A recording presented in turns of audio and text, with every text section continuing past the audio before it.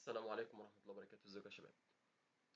بما اننا في الاجازة كده فنحاول نسأل نفسنا سؤال خارج اطار مناهجنا المعتادة، الا وهو السؤال بيقول لك ايه هي الجاذبية؟ الجرافيتي او الجاذبية. طبعا ده سؤال من اعمق واكثر الاسئلة صعوبة على مر التاريخ. هتقول لي الجاذبية دي سهلة جدا، ابحث في قوانين نيوتن بتاعت الجاذبية وانت تعرف ايه هي الجاذبية. طيب، طب ايه هي قوانين نيوتن اصلا؟ قوانين نيوتن بتاعت الجاذبية اللي هو قانون الجذب العام، يعني بيقول لك ان لو في عندي جسمين والجسمين دولا ليهم كتل، يبقى إذا هيحدث بينهم قوة انجذاب تعتمد على كتلة كل جسم منهم والمسافة بينهم قد إيه. أنا مش جاي أشرح لك قانون نيوتن للجذب العام، أنا بقول لك إن ده المتعارف عليه اللي بيحسب لك قوة الجاذبية. بس أنا هنا بسألك سؤال جوهري، إيه هي الجاذبية؟ أنت بتجاوبني بقانون بيحسب الجاذبية، لأن نيوتن نفسه ما يعرفش إيه هي قوة الجاذبية، هو قدر يحسبها بس. طب أنا عايز أفهم بس، وضح لي أكتر، ركز معايا. خلينا ناخد شوية أمثلة عشان تفهم. انا بقول لك دلوقتي لو في عربيه، بص السؤال بتاعي، بقول لك ان في عربيه اهي، بسيط خالص، بوضح لك بس الموضوع ماشي ازاي. العربيه دي انا بسالك سؤال، العربيه دي بتشتغل ازاي؟ سؤالي تشتغل ازاي. بص اجابتك، العربيه دي بتيجي بسرعه 150 كيلو متر لكل ساعه. هل انت كده جاوبتني على سؤالي؟ لا طبعا، انا بسالك عن العربيه بتشتغل ازاي، الموتور بتاعها بيشتغل ازاي، وانت بتجاوبني عن سرعتها، بتحسب لي القوة بتاعتها في الجري. طبعا ده حاجة وده حاجة، بتجاوبني حاجة تاني خالص، نفس الموضوع. أنا بسألك إيه هي الجاذبية، فأنت بتقول لي قوتها بتتحسب عن طريق كتل. أنا مش بقول لك طب إيه هي القوة المسؤولة عن انجذاب الجسيمات دي أصلا. هتقول لي كل كتلة بتنجذب للتانية، ماشي، إيه اللي بيخليها بقى تنجذب؟ لا، ما عنديش إجابة. حتى نيوتن نفسه ما عندوش إجابة. يبقى الجاذبية ده سؤال صعب جدا إن حد يجاوب عليه. طب ناخد كمان مثال عشان بس نوضح الأمور. مثال ممكن يبقى فيزيائي شوية بس بسيط.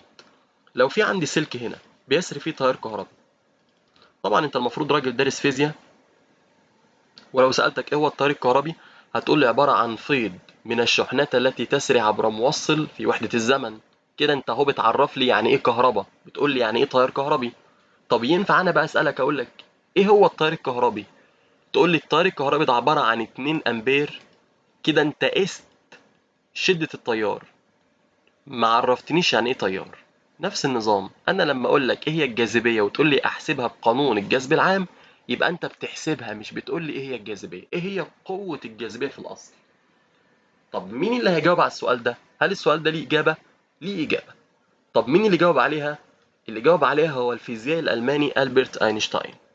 اشتغل على النظريه اسمها النظريه النسبيه العامه، اللي هي بيسموها الجنرال ريلاتيفيتي، اللي هي كانت تطوير للسبيشال ريلاتيفيتي اللي نشرها سنة 1905، اللي بتتناول الطاقة والكتلة بتتكلم عن نسيج الزمكان. تعالى بقى نتكلم مع بعض كده في حاجات انت ما سمعتش عنها قبل كده في حياتك. اينشتاين اكتشف في النظرية النسبية دي ان الكون بتاعنا عبارة عن نسيج، اسمه نسيج، بص اللفظ ده اسمه نسيج السبيس تايم فابريك او نسيج الزمكان. ومن اسمه ده مكون من كام حاجة؟ حاجتين، مكون من التايم او الزمان ومن المكان. تدمجهم الاتنين مع بعض يكون لك نسيج اسمه نسيج ايه؟ نسيج الزمكان. والنسيج ده قال لك ان هو بيكون الكون كله، الكون كله مكون من الزمكان.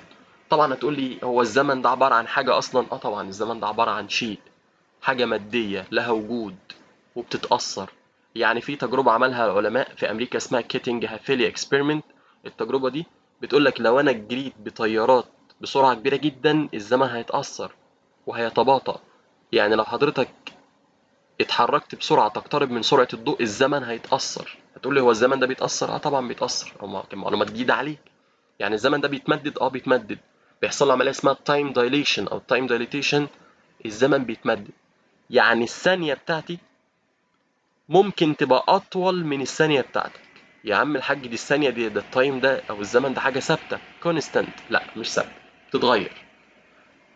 والنسيج اللي ماسك الزمن والمكان هو نسيج اسمه السبيس تايم فيبريك او نسيج الزمكان، وده بيعمل الكون كله. تعالى كده نرسمه بشكل توضيحي. نفترض ان ده نسيج الكون. بص اهو. واينشتاين اثبت ان النسيج ده بيتأثر ويتمدد ويلتوي ويحصل فيه كل حاجة عادي، كأنك كده حرفيا فارد ايه، فارد ستارة كده، او فارد مثلا حجاب، او فارد شيء وشده بشكل قوي. النسيج ده بقى افترض ان هو نسيج الكون. وبما ان النسيج ده بيتأثر بالكتل، فلو انت عندك هنا كتلة او جرم سماوي زي الشمس مثلا، لها كتلة عملاقة، هتأثر في نسيج الكون وهتسبب له عملية انحناء. فيبقى شكل النسيج ازاي بقى؟ هيبقى شكله عامل كده. بص اهو. بص الانحناء. طب ايه الانحناء ده جه منين؟ قال لك ده نتيجة الكتلة بتاعت الشمس. طبعا اللي انا برسمه ده حاجة مجرد شكل تخطيطي يعني. الانحناء ده نتيجة كتلة الشمس. والأرض بتدور حوالين الشمس هي والكواكب نتيجة إنها بتتبع انحناء نسيج الكون اللي قال عليه أينشتاين، اللي سببته الشمس. يبقى إذا الجاذبية دي عبارة عن إيه؟ عبارة عن انحناءات في نسيج الكون، اللي هو عبارة عن نسيج زمان مربوط بيه نسيج مكان، اللي هو بيسموه الزمكان أو السبيس تايم. طب القوة برضو ده سؤال كان بسأله لنفسي كتير قوي. الموجب ينجذب للسالب، والحديد ينجذب للمغناطيس، اللي هو البارامagnetic والدايمagnetic اللي درسناها في الكيمياء. طيب دي قوة رئيسية كهربية احنا نعرفها. انما الجسم شخص، ولا هو حديد ولا هو كهرباء، ليه ينجذب للأرض للأسفل؟ عشان حضرتك بتتبع انحناء نسيج الكون اللي مسبباه كتلة الأرض. طيب ايه اللي مخلي الأرض تنجذب للشمس؟ لأنها بتتبع انحناء نسيج الكون اللي بتسببه كتلة الشمس. يعني الكون ده مش شيء مفروض كده، الكون ده عبارة عن أنسجة وعبارة عن dimensions أو أبعاد، وبتتأثر وبتلتوي. يعني لدرجة إن العلماء استخدموا، طبعا قريت عن الكلام ده من فترة، حاجة اسمها الجيروسكوب. الجيروسكوب ده يعني حاجة كده سيمتريك أو عندها اتزان، يعني تحافظ على الاتزان بتاعها. واستخدموا الجيروسكوب ده في إن هم يطلقوه حوالين كوكب الأرض ويوجهوه نحو نجوم معينة. المفروض هو يفضل متوجه نحو النجوم دي، ولكن بسبب دوران الأرض حوالين نفسها النسيج بتاع الكون نفسه انحنى والتوى، حصل له التواء. فالجيروسكوب ده ما بقاش يبص في نفس اتجاهه، لا ده لف بمعدل معين. والالتفافة دي زي معادلات أينشتاين ما حسبتها بالظبط. طب احنا أثبتنا الكلام ده ازاي بقى؟ سؤال حلو برضه. خلينا بقى نفتح بالنظرية النسبية ونجاوب بقى على شوية أسئلة حلوة. انت عرفت منين ان في نسيج الكون؟ هو انت تقدر تشوفه بعينيك؟ لا، بس اقدر استدل عليه. طب ازاي؟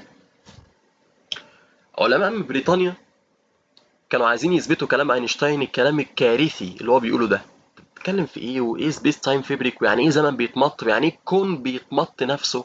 دي كارثه. فعملوا تجربه كويسه قوي. العلماء طبعا نفترض ان ده كوكب الارض ودي الشمس، وفي هنا مجموعه من الكواكب، هنا مجموعه كواكب او مجموعه نجوم. فطبعا خلاص اتفقنا ان ده كوكب الارض وده الشمس ودي مجموعه النجوم اللي العلماء بيصوروها. فالعلماء صوروا النجوم دي وحددوا اماكنها كويس جدا. بص حددوا اماكنها كويس جدا. طبعا احنا هنا في كوكب الارض وصورنا النجوم البعيده قوي دي وسجلنا مكانها بدقه. مش اينشتاين بيقول ان الكتل العملاقه بتؤدي الى تشوه في نسيج الكون وبتسبب تغير في انحناء الكون؟ قال لك كلام سليم. قال لك خلاص، صور النجوم دي في وقت معين من السنه وصورها تاني لما الشمس تتحرك او احنا نتحرك، بحيث ان الشمس تبقى موجوده هنا. خلاص امسح بقى الشمس من مكانها ده اهو، وحط لي بقى الشمس في المنطقه دي. أصبح كده الشمس موجودة ما بين الأرض وما بين النجوم. فالضوء اللي جاي من الصور أثناء الالتقاط مش هيتبع بقى النسيج اللي هو الأصلي، لا ده هنا يبقى فيه تشوه في النسيج. فالضوء نفسه هينحني. انت متخيل الضوء اللي كان بيسري في خطوط مستقيمه اللي احنا درسناه في رابعه ابتدائي؟ ما فيش الكلام ده.